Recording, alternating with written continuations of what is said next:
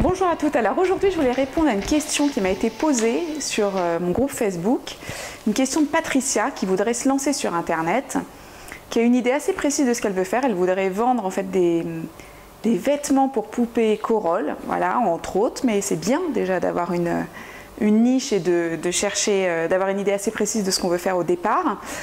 Et donc la question de Patricia, c'est comment faire pour vendre ses produits. Est-ce qu'il faut qu'elle aille sur des plateformes de vente en ligne comme Etsy par exemple, ou est-ce qu'il faut qu'elle crée tout de suite sa boutique en ligne? Voilà, donc voilà. En fait, Patricia, elle a peur de se retrouver un peu perdue sur une plateforme de vente en ligne, un peu voilà, perdue au milieu de milliers d'autres personnes. Et c'est vrai que c'est le cas. Etsy, c'est énorme, donc voilà, ça a des avantages, mais en effet, il faut arriver à se démarquer. Donc, moi, ce que j'ai envie de répondre à Patricia et à toi qui m'écoutes aussi, c'est que Etsy ou un grand marché, enfin une plateforme de vente en ligne comme ça, je pense que c'est une bonne solution pour commencer, pour tester ses produits, pour apprendre un petit peu voilà, les bases du marketing, comment on fait des belles photos, comment les relations clients et tout, ça peut être bien. Si tu n'as jamais fait ça, ça peut être bien. En revanche, il va en effet falloir se démarquer, donc vraiment essayer d'avoir de très belles photos, mais ça sera le cas aussi pour une boutique en propre, donc c'est bien d'apprendre tout de suite. Travailler sur le référencement, c'est-à-dire que Etsy, c'est comme un moteur de recherche. Il faut vraiment avoir des titres de produits, tu vois, de fiches produits qui soient très claires, avec les mots-clés dedans, des mots-clés de tes produits, ce que tu veux mettre en avant. Et il faut que ces mots-clés reviennent aussi dans le texte, dans le corps du texte de ta fiche produit. Donc ça va être important pour vraiment travailler ton référencement et que, en fait, quand on tape sur la barre de recherche Etsy, je sais pas, un produit que toi tu fais, par exemple des boucles d'oreilles ethniques, par exemple, il faut absolument, pour que ton produit ressorte, il faut que tu aies ces termes d'ethnicité, etc., plusieurs fois dans ta fiche produit, à la fois dans le titre évidemment, mais aussi dans le corps du texte. Donc ça, c'est très important de travailler là-dessus pour pouvoir être repéré, pour pouvoir être trouvé. Ensuite, tu peux utiliser leurs tags. Là, ils ont tout un système de tags, de catégories, tout ça, donc il faut vraiment exploiter ça un maximum pour, pareil, optimiser le référencement.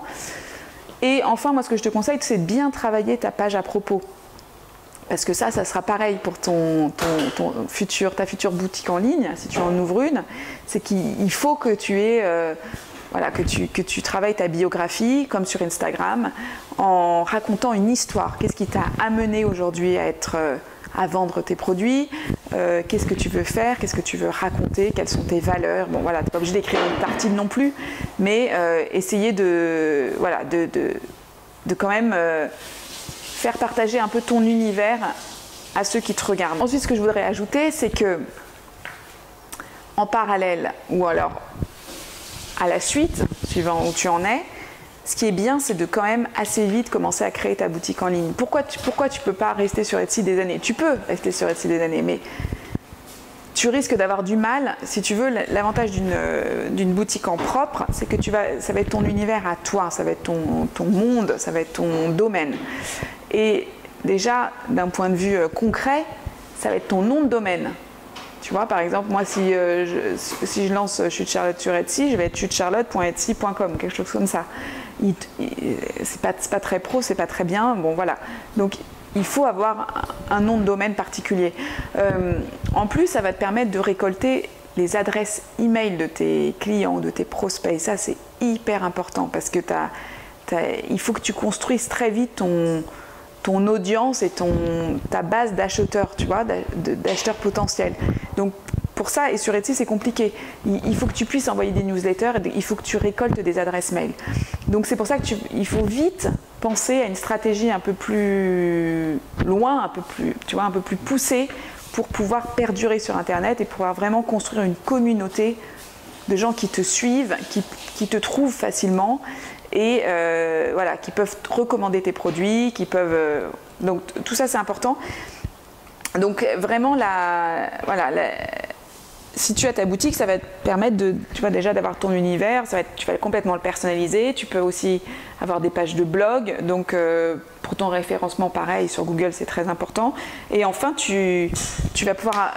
Les gens vont te trouver plus facilement. Donc, c'est mieux pour ta marque, pour asseoir ta marque, ta notoriété et donc ton business. Voilà, j'espère que cette vidéo aura répondu à tes questions, Patricia.